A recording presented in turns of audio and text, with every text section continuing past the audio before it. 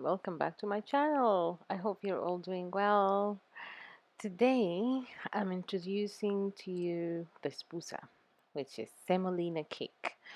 I am making it in two different ways. This cake is very famous in the Middle East and North Africa.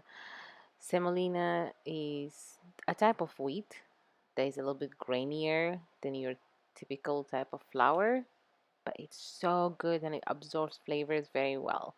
Let's start with the first one. I have some semolina here, a little bit of cream, just cooking cream, the general type of cream. Okay, sugar also, and desiccated coconut, the dry stuff as well.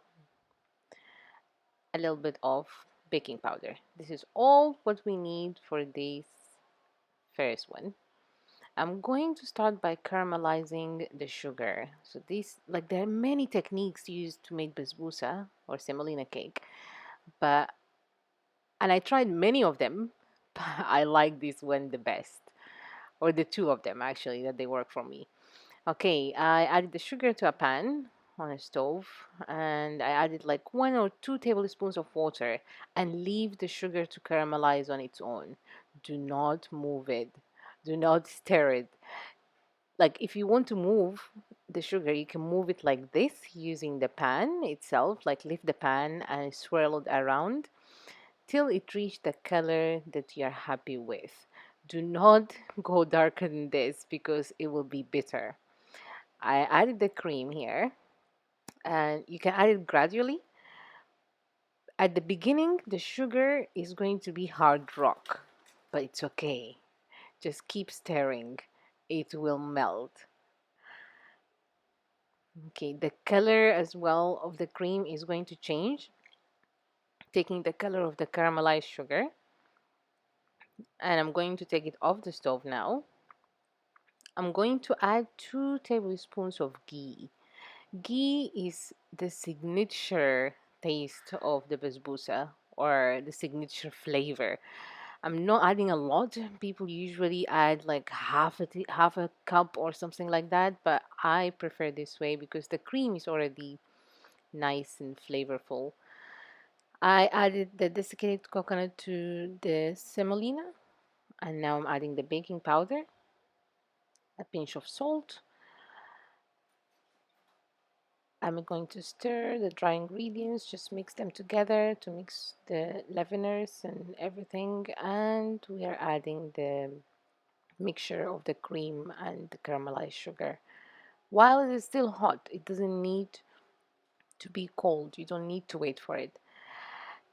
One of the most important things when you're working with semolina is when you are mixing the semolina with any wet ingredient is to mix carefully and slowly because it's very high in gluten and the gluten will develop very easily.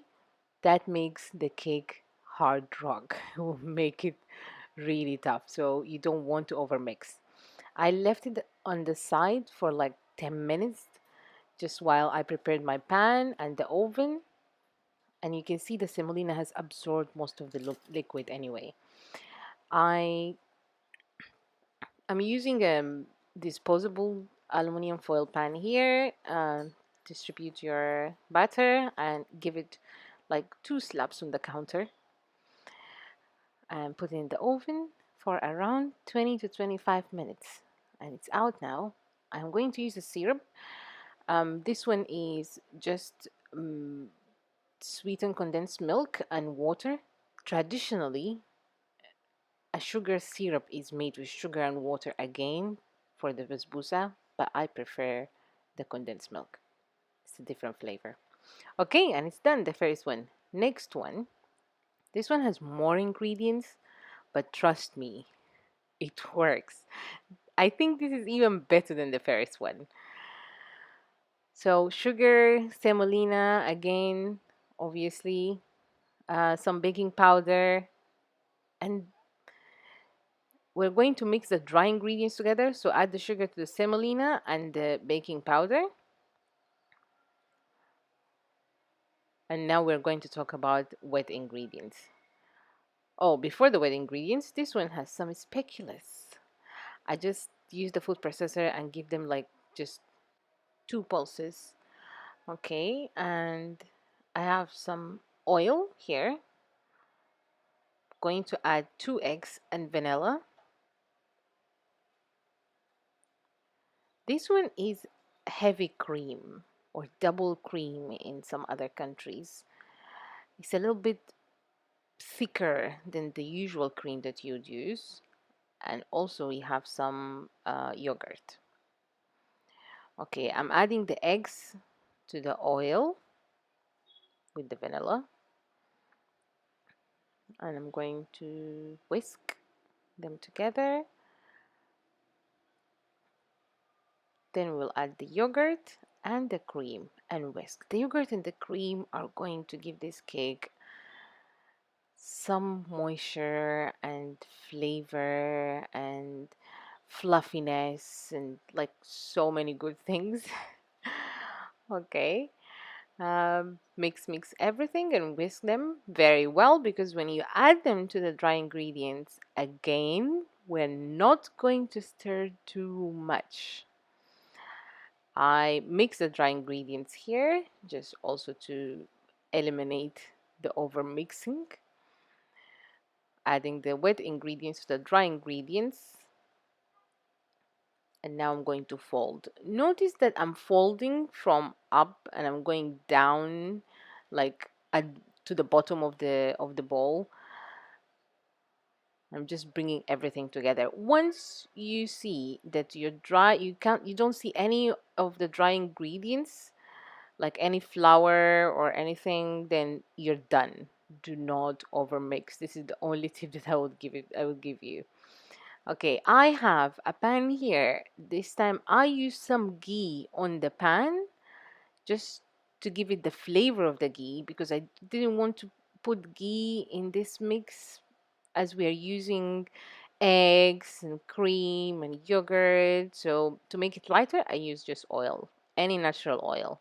Again, just heat the pan on the counter a few times to get rid of any bubbles, air bubbles.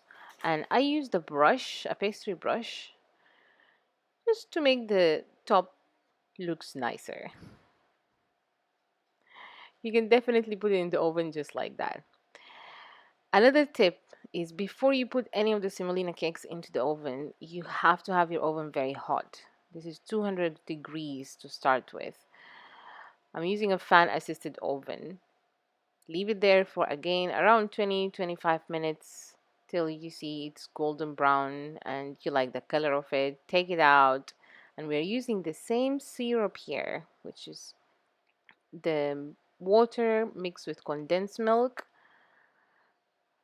And you have, in the two types of basbosa or semolina cake, you have to as like pour the syrup as soon as the basbosa is out of the oven while it's still hot and the syrup is hot too, so it absorbs it immediately.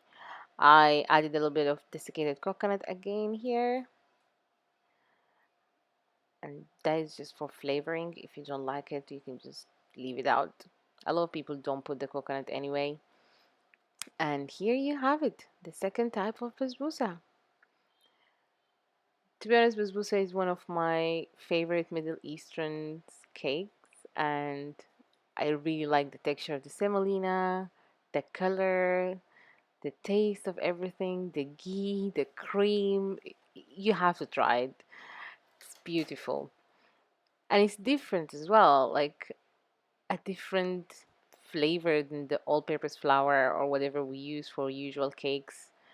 One of my friends really liked this cake, and here you have it, Erica.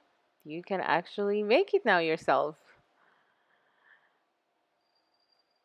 Thank you so much for watching. Please subscribe, share, and like. And I'm going to see you guys in the next videos.